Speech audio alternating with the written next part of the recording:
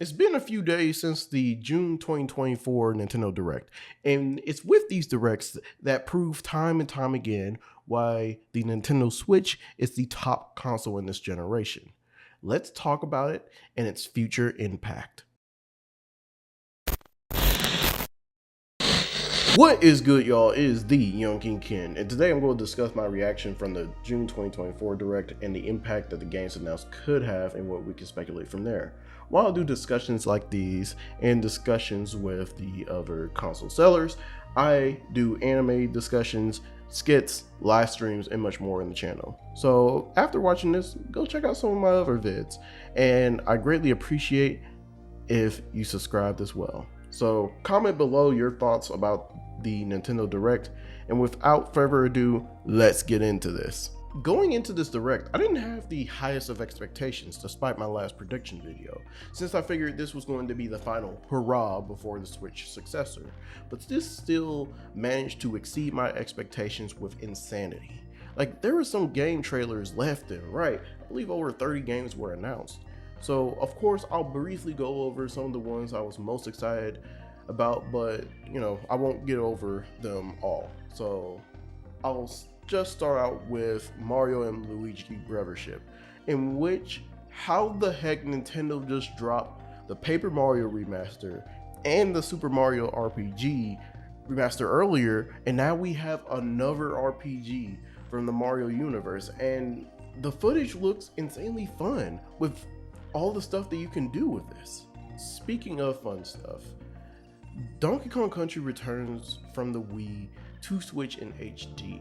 I got a strong feeling from the announcement from this game that they are planning something grand with Donkey Kong later on, with all the Donkey Kong Country games coming out on the Switch. And it's also a great thing to see the 3DS levels appear as well. They also announced some games coming to the Switch Online service, and while it's great that those games are added on, the fact that we have the N64 M-rated collection opening up, it of course opens the doors to a crazy amount of M-rated games. Now, like, we can predict that a certain Conker's Bad Fur Day could appear later down the line.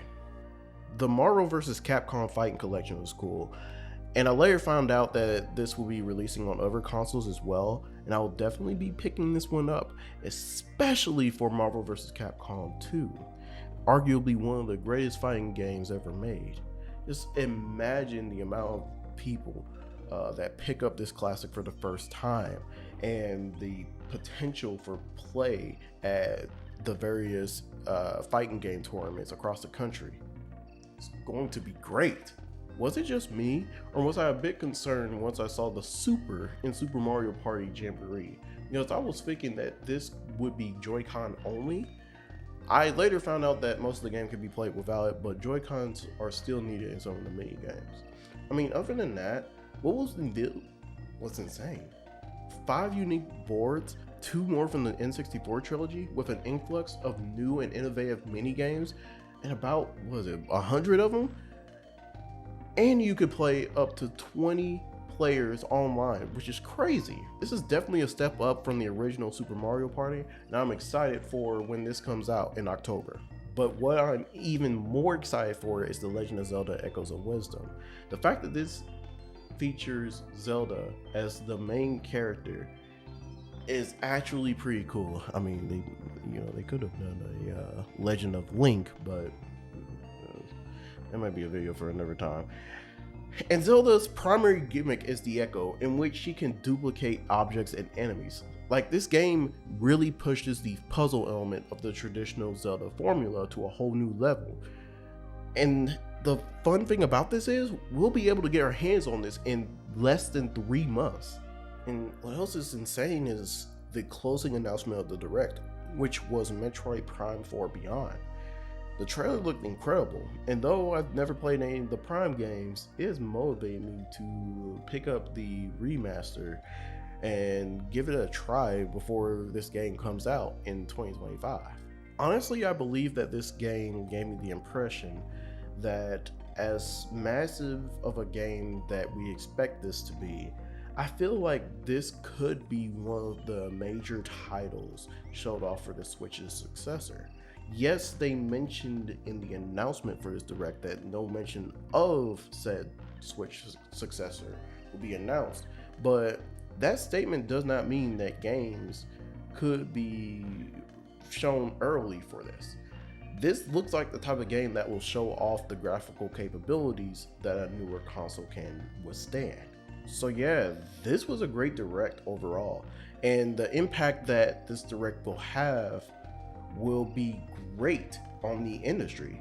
As Nintendo president mentioned last month, they will make an announcement about the successor to the Nintendo Switch within this fiscal year. In my last prediction video, I mentioned that this fiscal year has already started and will end around March of next year, meaning that we could hear something between now and early next year.